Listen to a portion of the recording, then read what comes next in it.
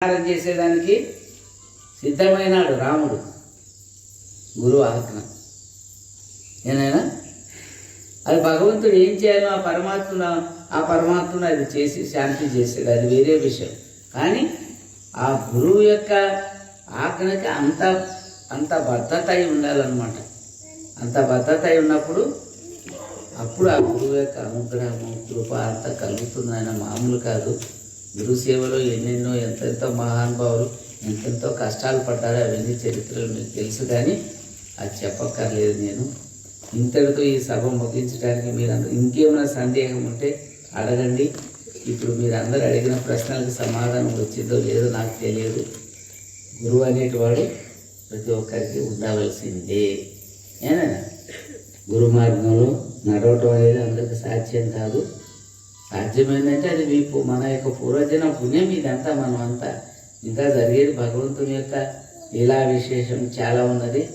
ఆ లీలా విశేషాన్ని మనం చూస్తూ ఆనందం పొందుతూ, అందుకనే 3 వర్గాలైన మనుషులు తయారవుతారంట.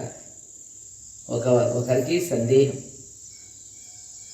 ఏదైనా ఒకరికి సందేహం ఉంటుంది. ఒక వర్గం భగవంతుడిని నమ్మరు వాళ్ళు, కాలజ్ఞానాన్ని కూడా విశ్వసించరు వాళ్ళు.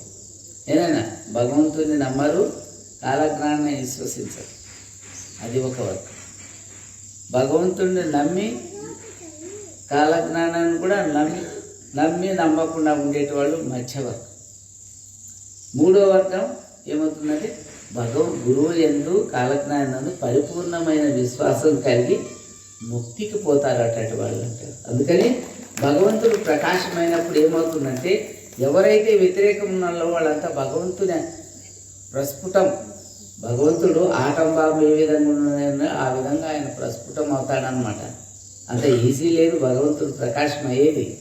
ఏనైనా అప్పుడు భగవంతుడు ప్రకాశమైనప్పుడు ఆ యొక్క వర్గం ఉంది కదా, భగవంతుని మీద భక్తి విశ్వాసం లేని వర్గం ప్రాణత్యాగమే చేసి అది అపఠించిపోతారట. 2వ వర్గము మూర్ఛపోతారట. 3వ వర్గము ఆనందంతో గంతులేస్తారట.